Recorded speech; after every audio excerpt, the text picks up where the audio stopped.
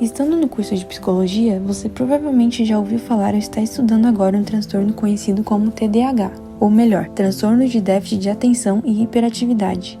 De acordo com a Associação Americana de Psiquiatria, conhecido como APA, o TDAH é um transtorno de neurodesenvolvimento e se define por apresentações frequentes de comportamentos de desatenção ou hiperatividade e impulsividade que trazem prejuízos cognitivos, acadêmicos e sociais para o paciente. Até 2021, entre 3 e 6% das crianças em fase escolar foram diagnosticadas com TDAH. Desses casos, 30 a 50% persistem até a idade adulta. A causa, o diagnóstico e a sua utilização como justificativa para o mau desempenho acadêmico, assim como o grande número de tratamentos medicamentosos desnecessários, geram controvérsias desde a década de 70. Apesar dos fatores causais serem desconhecidos, estudos mostram que a genética e agentes exteriores, como abuso de substâncias durante o pré-natal, por exemplo, podem influenciar no desenvolvimento da patologia. Há também a suspeita de que a presença de excesso de chumbo no sangue, fatores perinatais ou alterações metabólicas, como os distúrbios de tireoide, influenciem no desenvolvimento do transtorno. Porém, não se pode considerar nenhuma dessas causas como o único coeficiente responsável, já que o TDAH se dá a partir da interação entre fatores biológicos e psicossociais.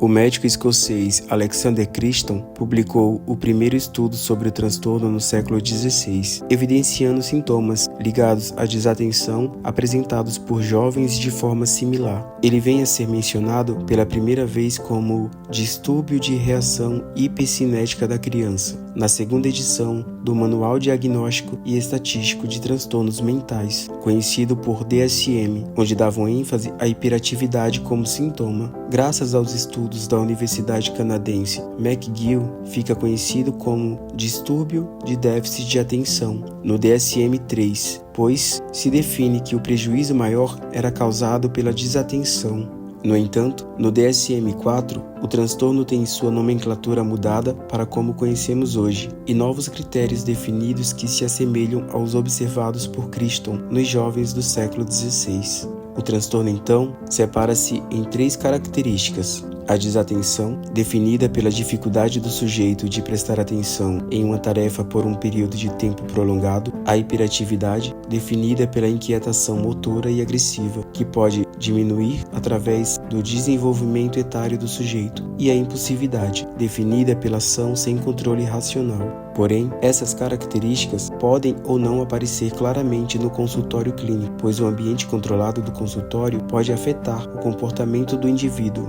Se tratando de um transtorno complexo de ser diagnosticado, é necessário cuidado durante todo o processo. A identificação é feita a partir do entendimento biopsicossocial do sujeito e exames clínicos, acompanhado de instrumentos auxiliares, como testes neuropsicológicos e formulários específicos, como, por exemplo, o SNAP-4. Além disso, é preciso se atentar ao processo de intervenção e tratamento do TDAH, que no Brasil deve seguir as diretrizes da Associação Brasileira do Déficit de Atenção, conhecido como ABDA, e envolver uma equipe multidisciplinar para evitar a banalização e a estereotipização de um transtorno que, para leigos, já é carregado de rótulos erroneamente atribuídos.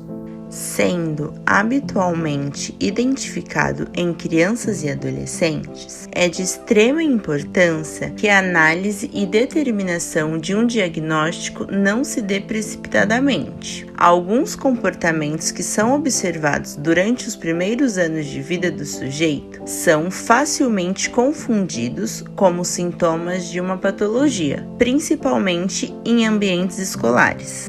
Tendo isso em mente, durante a infância, o sujeito com TDAH é facilmente descrito como desligado, aborrecido, desmotivado e desorganizado. Além disso, é normal que apresentem baixa tolerância, dificuldade de organização e devaneios durante o dia.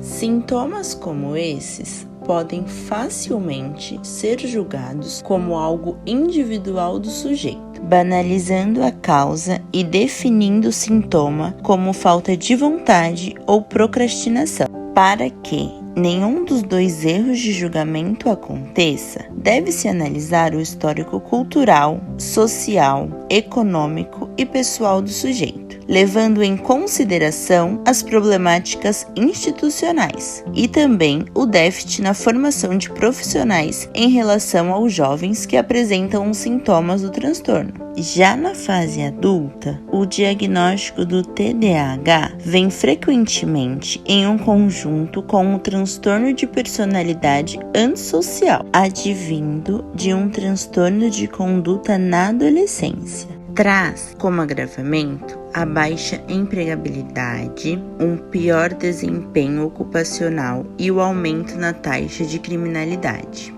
Por essas razões, é imprescindível que os profissionais da área da saúde mental se posicionem contra o discurso competente, utilizado como ferramenta de intimação social e hierárquica por aqueles que se encontram em posições privilegiadas, desumanizando o sujeito que já pertence a um grupo marginalizado e não oferece a oportunidade de obter a saúde àqueles que sofrem com os transtornos mentais. Ademais, com o olhar ideológico padronizador dos indivíduos, é automático que tende a controlar os sujeitos diagnosticados com TDAH através de medicamentos farmacológicos, para enquadrá-los de forma imediata na estrutura em que o sujeito deve se encaixar, sendo escola ou trabalho, desconsiderando um tratamento sem o uso de medicamentos. Portanto, se destaca a primordialidade que o futuro profissional da área da saúde precisa ter ao analisar o sujeito, a fim de que não ocorra o erro de extremar suas características na direção de nenhum dos dois sentidos, o patologizante ou o banalizante. É fundamental compreender o impacto do diagnóstico de TDAH no indivíduo, desde a sua infância até a sua vida adulta, para que haja capacidade de analisar conscientemente todos os âmbitos apresentados, proporcionando ao paciente um tratamento humanizado, seguro e eficiente, e com foco em sua prosperidade, assim como evitar o sofrimento desnecessário que a identificação errônea pode trazer ao indivíduo que não se encontra dentro dos critérios de TDAH.